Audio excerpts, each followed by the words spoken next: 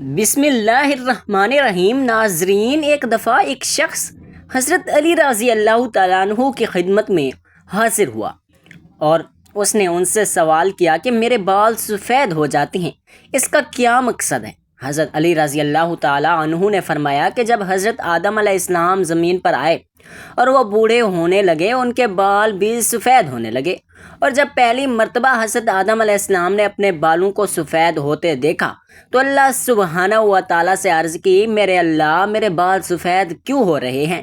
تو اللہ سبحانہ و تعالیٰ نے فرمایا، بالوں کا سفید ہونا بڑھاپے، بزرگی اور تجربات میں فراوانی کی طرف اشارہ ہے۔ انسان کا بوڑھا ہونا انسان کو نفسانی خواہشات سے دور کرتا ہے اور اس بات کو واضح کرتا ہے کہ اس شخص کے پاس زندگی میں تجربات ہیں جس سے مشورہ لے کر آپ اپنے فیصلوں کو بہتر بنا سکتے ہیں، اور بوڑھوں کے مشورے اللہ سبحانہ و تعالیٰ زیادہ پسند کرتا ہے۔ یعنی کہ بوڑھوں کے پاس جو تجربات ہوتے ہیں وہ اچھا مشورہ دیتے ہیں، اور اللہ سبحانہ و تعالیٰ بھی ان مشوروں کو پسند کرتے ہیں۔ اس طرح بالوں کے احکامات کے حوالے سے آپ کو یہ بھی بتاتے ہیں کہ سفید بالوں کو اکھیڑنا چاہیے یا نہیں، پھر بالوں کو رنگ کرنا چاہیے یا نہیں۔ حضرت عمر بن شعیب رضی اللہ تعالیٰ عنہ سے روایت ہے کہ حضور اکرم صلی اللہ علیہ وآلہ وسلم نے فرمایا، سفید بالوں کو نہ اکھیڑو، کیونکہ بڑھاپے میں بالوں کا سفید ہونا مسلمانوں کے لیے نور ہے۔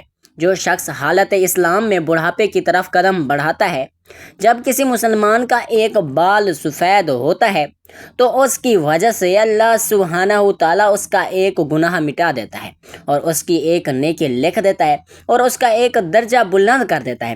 اسی طرح یہ حدیث مختلف کتابوں میں بیان کی گئی ہے۔ احادیث کی جو کتابیں ہیں ان میں بھی ان کا بیان کیا گیا ہے۔ اب وہ دوسری بات کرتے ہیں کہ سفید بالوں کو رنگنا چاہیے یا نہیں۔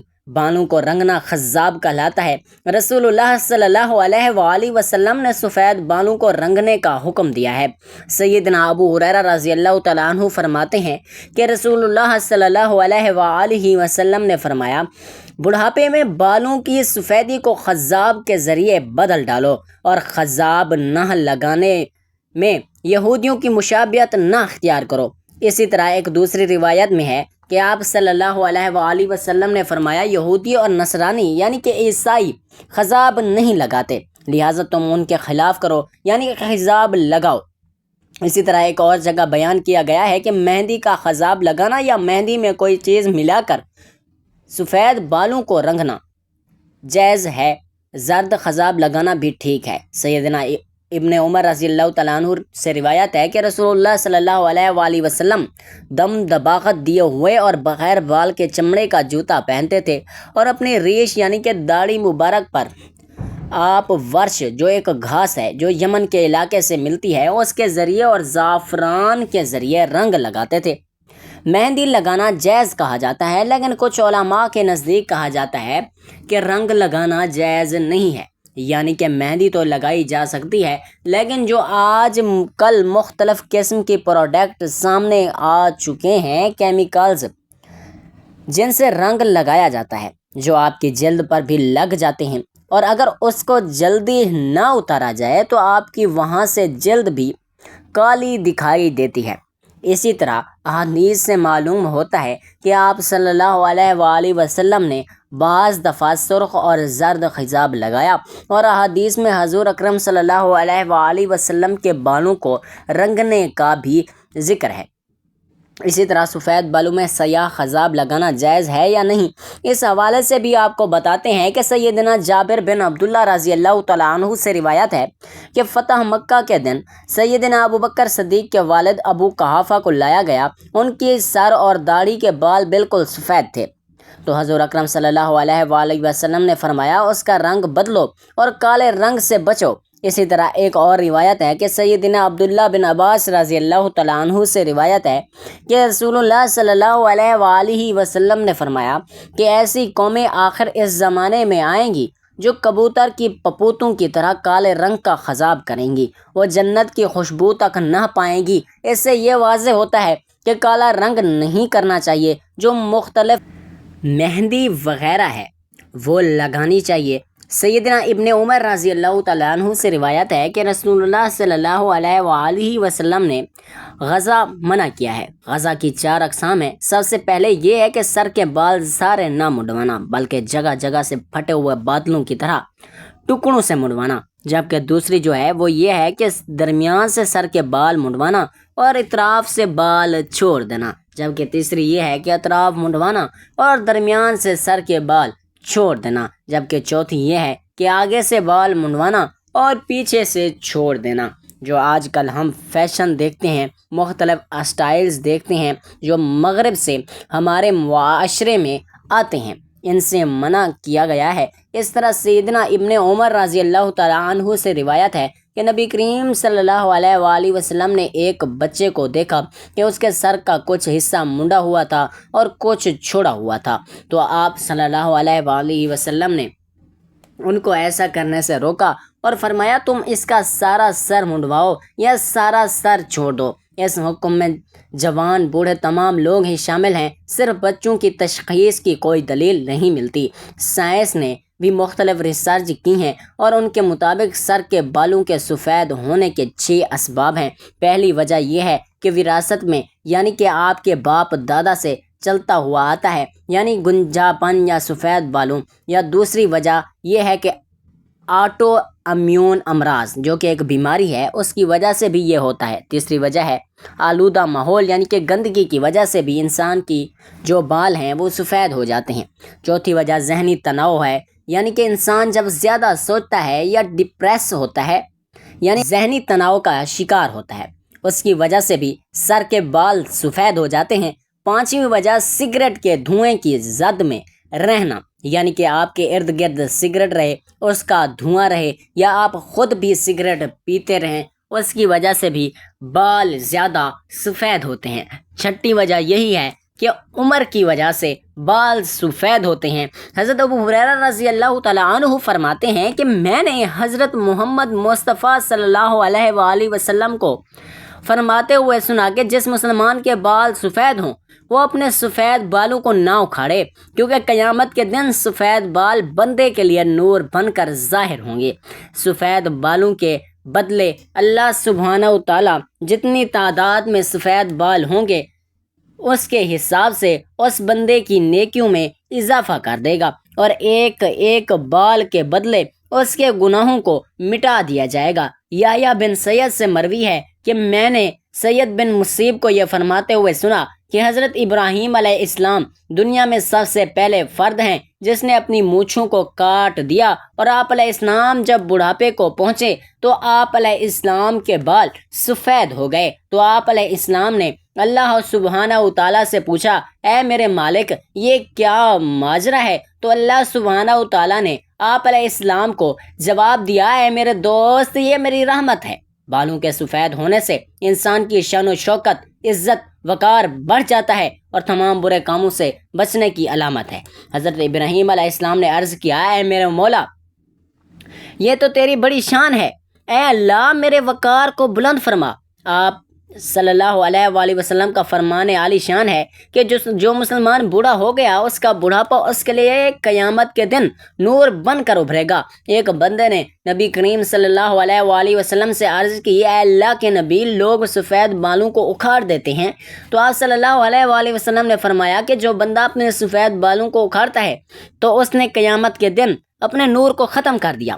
حضرت ابو بکر صدیق رضی اللہ تعالیٰ عنہ فرماتے ہیں کہ ایک دفعہ ایک آدمی نبی کریم صلی اللہ علیہ وآلہ وسلم کی بارگاہ میں پیش ہوا اور کہنے لگا اے اللہ کے رسول ہم میں سے کون سا بندہ بہتر ہے؟ تو آپ صلی اللہ علیہ وآلہ وسلم نے فرمایا کہ جو بندہ بڑھاپے میں پہنچ گیا اور اس کی نیکیاں بہت زیادہ ہیں وہ سب سے بہتر ہے۔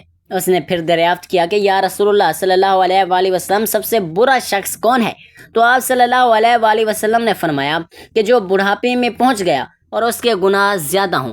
حضرت انس بن مالک رضی اللہ تعالیٰ عنہ سے روایت ہے کہ رسول اللہ صلی اللہ علیہ وآلہ وسلم نے فرمایا کہ بچہ جب تک بالغ نہیں ہوتا اس کے نیک عمل اس کے والدین کے حساب میں لکھے جاتے ہیں، اور جو کوئی برا عمل کرے تو وہ نہ اس کے حساب میں لکھا جاتا ہے اور نہ اس کے والدین کے پھر جب بالغ ہو جاتا ہے تو قلم اس کے لیے جاری ہو جاتا ہے اور دو فرشتے جو اس کے ساتھ رہنے والے ہیں ان کو حکم دے دیا جاتا ہے کہ اس کی حفاظت کریں اور قوت بہم پہنچائیں۔ جب حالت اسلام میں 40 سال کی عمر کو پہنچ جاتا ہے تو اللہ سبحانہ و تعالیٰ اس کو 3 قسم کی بیماریاں جنون، جذام اور برس سے محفوظ کر دیتے ہیں۔ جب 50 سال کی عمر کو پہنچتا ہے تو اللہ سبحانہ و تعالیٰ اس کا حساب ہلکا کر دیتے ہیں۔ جب 60 سال کی عمر کو پہنچتا ہے تو اللہ سبحانہ و تعالیٰ اس کو اپنی طرف سے رجوع کی توفیق دیتے ہیں۔ جب 70 سال کو پہنچتا ہے تو سب آسمان والے اس سے محبت کرنے لگتے ہیں، اور جب 80 سال کو پہنچتا ہے تو اللہ سبحانہ و تعالیٰ اس کی حسنات کو لکھتے ہیں اور اس کو معاف فرما دیتے ہیں۔ پھر جب 90 سال کی عمر میں جاتا ہے تو اللہ تعالیٰ اس کے سب اگلے پچھلے گناہ معاف فرما دیتے ہیں اور اس کو اپنے گھر والوں کے معاملے میں شفاعت کرنے کا حق دیتے ہیں اور اس کی شفاعت قبول فرماتے ہیں، اور اس کا لقب امین اللہ اور اسیر اللہ فی الارض یعنی زمین میں اللہ کا قیدی ہو جاتا ہے، کیونکہ اس عمر میں عموماً انسان کی طاقت ختم ہو جاتی ہے، کسی چیز میں لذت نہیں رہتی، ایک قیدی کی طرح عمر گزارتا ہے، اور جب ارذ العمر کو پہنچ جاتا ہے تو اس کے تمام وہ نیک اعمال نامہ برابر لکھے جاتے ہیں جو اپنی صحت و قوت کے زمانے میں کیا کرتا تھا، اور اگر اس سے کوئی گناہ ہو جاتا ہے تو وہ لکھا نہیں جاتا۔ سبحان اللہ۔ حضرت جابر رضی اللہ تعالیٰ عنہ فرماتے ہیں کہ آپ صلی اللہ علیہ وآلہ وسلم نے فرمایا کہ حضرت جبرائیل علیہ السلام ابھی میرے پاس آئے اور فرمایا کہ قسم ہے مجھے اللہ تبارک و تعالیٰ کی جس نے آپ کو حق اور سچ کے ساتھ بھیجا ہے، ایک آدمی نے 50 سال تک سمندر میں ایک پہاڑ کے اوپر رہ کر اللہ سبحانہ و تعالیٰ کی عبادت میں گزار دیے۔ یہ تقریباً 30 مربع میل پر مشتمل ہے۔ یہ پہاڑ کئی سینکڑوں میل مربع میں پھیلے ہوئے ہیں، سمندر کے اندر واقع ہیں۔ سبحانہ و تعالیٰ اس بندے کے لیے اس پہاڑ پر میٹھے پانی کا چشمہ عطا کر دیا جس کی دھار ہاتھ کی انگلی کے برابر ہے۔ اس پہاڑ کے پاس ایک انار کو اگا دیا جس پر ہر دن ایک انار لگ جاتا تھا۔ وہ بندہ پہاڑ سے نیچے آتا، انار سے پیٹ بھرتا اور پھر وضو کرتا اور اللہ سبحانہ و تعالیٰ کی عبادت میں مصروف ہو جاتا۔ جب اس نیک بندے کی موت کا وقت آیا تو اس نے اللہ سبحانہ و تعالیٰ سے دعا کی، اے اللہ میری موت سجدے کی حالت میں آئے اور میرے جسم کو پاک و صاف جگہ پر محفوظ کر دیا جائے، اور جب قیامت کے دن دوبارہ مجھے زندہ کیا جائے تو سجدے کی حالت میں زندہ کیا جائے۔ اللہ سبحانہ و تعالیٰ نے اس کی اس خواہش کو پورا کر دیا۔ ہم آسمانوں پر جاتے اور زمین پر اترتے وقت اس کو سجدے کی حالت میں دیکھتے ہیں۔ روز قیامت جب اس شخص کو اللہ سبحانہ و تعالیٰ بارگاہ الہی میں پیش کریں گے تو اللہ تبارک و تعالیٰ اس کو فرمائے گا کہ اے میرے بندے، میری رحمت سے جنت میں چلے جاؤ۔ تو یہ بندہ سوال کرے گا، اے اللہ میرے نام اعمال کی وجہ سے مجھے جنت میں کیوں نہیں بھیجا جا رہا؟ دوبارہ یہی قصہ ہوگا۔ پھر اللہ سبحانہ و تعالیٰ فرمائے گا، جا بندے میری رحمت سے جنت میں چلا جا۔ پھر بندہ کہے گا، اے اللہ میرے اعمال کی وجہ سے مجھے جنت کیوں نہیں عطا کی جا رہی؟ تو اللہ سبحانہ و تعالیٰ اسے فرمائے گا کہ تجھے جو نعمتیں میں نے عطا کی ہیں اس کا اور تیرے عمل دونوں کا حساب و کتاب ہوگا، اور صرف آنکھ کی نعمت سے اس کے 50 سال کی ساری کیے گئے نیک اعمال ختم ہو جائیں گے، اور باقی سارے جسم کے اوپر جو احسان ہوں گے وہ زیادہ ہوں گے۔ اللہ سبحانہ و تعالیٰ فرمائے گا کہ اس بندے کو جہنم میں ڈال دو۔ جب اس کو جہنم میں لے جانے کے لیے پکڑا جائے گا تو وہ بندہ کہے گا، اے اللہ تعالیٰ مجھے اپنی رحمت کے ذریعے جنت میں بھیج دو۔ اللہ سبحانہ و تعالیٰ فرمائے گا کہ میرے اس بندے کو ادھر لاؤ۔ جب اس کو لایا جائے گا تو اللہ سبحانہ و تعالیٰ فرمائے گا کہ تجھ کو پیدا کرنے والا کون ہے؟ وہ بندہ کہے گا، اے اللہ آپ ہی نے مجھے دنیا میں زندگی دی ہے۔ پھر اللہ سبحانہ و تعالیٰ فرمائے گا کہ تجھ کو 50 سال تک زندہ رکھ کر عبادت کی توفیق دینے والا کون ہے؟ وہ جواب دے گا یا اللہ آپ ہی ہیں، یا اللہ آپ ہی نے مجھے زندہ رکھا اور عبادت کی ہمت دی۔ اللہ سبحانہ و تعالیٰ فرمائے گا کہ تجھے سمندر میں پہاڑ کے اوپر کس نے پہنچایا اور وہاں پانی اور انار مہیا کرنے والا کون ہے؟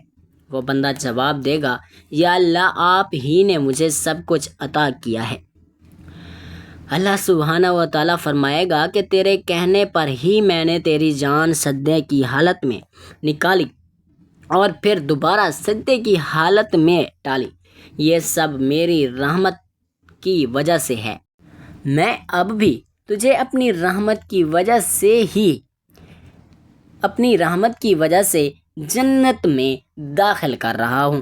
حضرت جبرائیل علیہ السلام نے فرمایا اے اللہ کے نبی، دنیا اور آسمان میں جو کچھ بھی ہے وہ اللہ سبحانہ و تعالیٰ کی رحمت سے ہے۔ اللہ تعالیٰ ہمیں بھی اپنی رحمت کے سائے میں رکھے اور اپنی رحمت سے جنت عطا فرمائے، آمین یا رب العالمین۔